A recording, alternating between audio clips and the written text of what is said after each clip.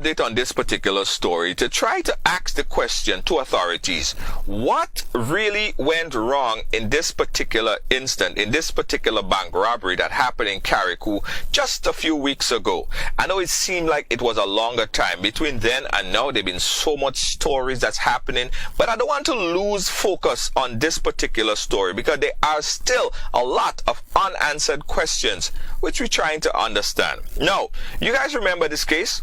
Two armed men walked into the GUT Credit Union in Hillsborough, Carriacou, robbed and stole in upwards, they're saying, of about $26,000.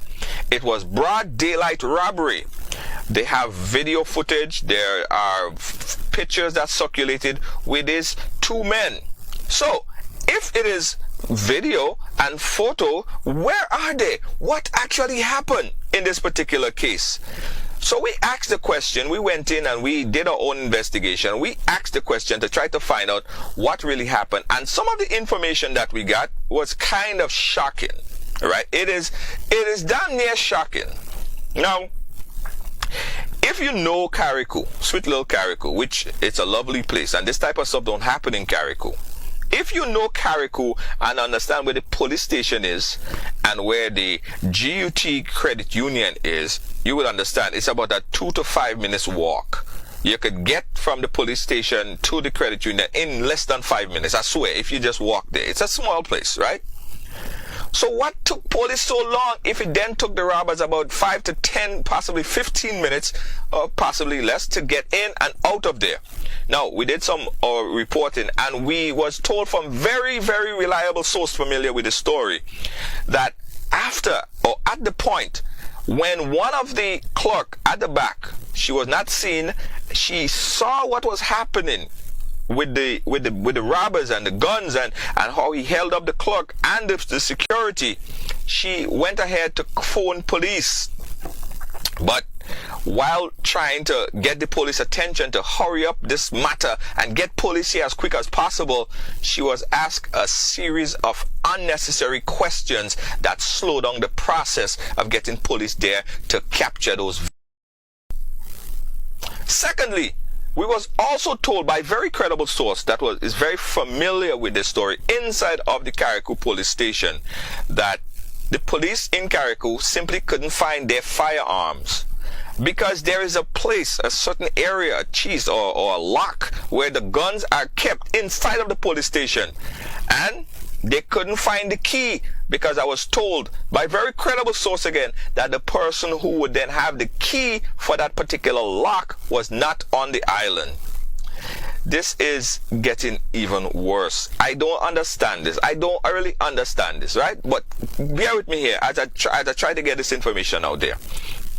Now, it was also told that this particular, reports, it's alleged that this particular person, his name is Cameron Kwashi, it's alleged that Cameron Kwashi was the person who drove the getaway vehicle with them in his van or whatever.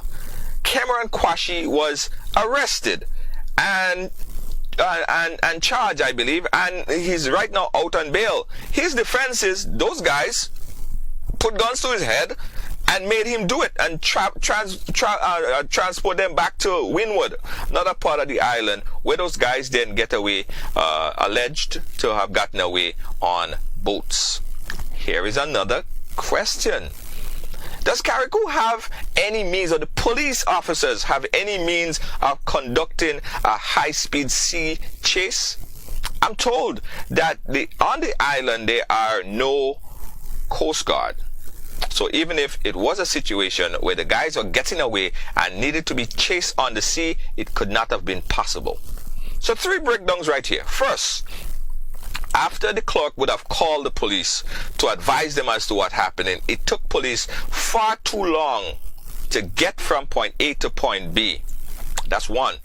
2, the individuals or the individual who actually hold that key to the guns or the arms or whatever they have, that whatever they call it, was not on island, so they could not have access the gun or the ammunition or whatever is necessary and needed to make an arrest of these guys who then flee the island. And thirdly, How could they conduct a high-speed chase underwater if there's no local Coast Guard right there in Carriacou? I know Grenada have a Coast Guard, but there is no Coast Guard on the island of Carriacou that could conduct a high-speed chase.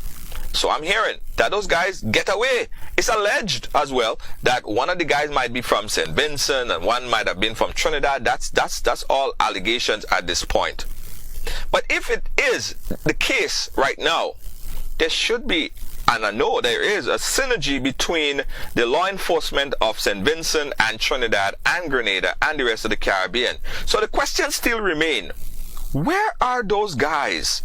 Who are they? Where are they actually from?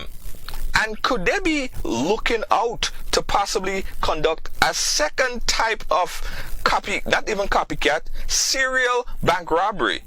Possibly back there, or some other soft target that they really see, or people that might be there thinking about doing this stuff and seeking out soft targets. A lot need to be done to correct some of these things, because I'm telling you, this error, this problem, if reports are confirmed to be true, this error, this fault could have been catastrophic. Guys, comment, let me know what you think. If you're hearing anything about this particular case, again, these reports are come from good sources inside of the Carriacou police station. Let me know if you guys hearing anything more on this particular bank robbery in Carriacou. We hope they find them very soon. Let's keep our fingers crossed.